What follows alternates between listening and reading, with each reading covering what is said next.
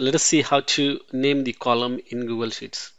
So main benefit of naming the column is that you can access the data within that column by just using the name. For example, in this particular column we have got the sales data. So to access all this information, like if you want to take the sum, you can use this sum function and then use this kind of formula D63 to D68.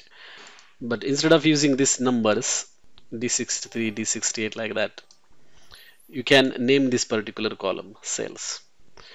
So if you want to give the name, what you can do is that you can select this particular data and then right click, view more selections, and then you have to click on define named range, sales data.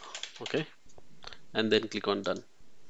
So now what happens is that sales data, that particular name is created. So basically we have named this column as sales data.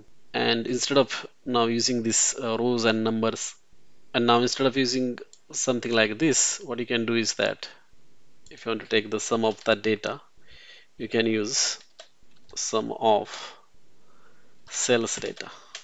So you can see the result is same, but this one is much more user friendly. So basically it is telling we are taking the sum of sales data, but here it is a bit difficult to figure out what this information actually means. That's it. That's how you can name a column in Google Sheets.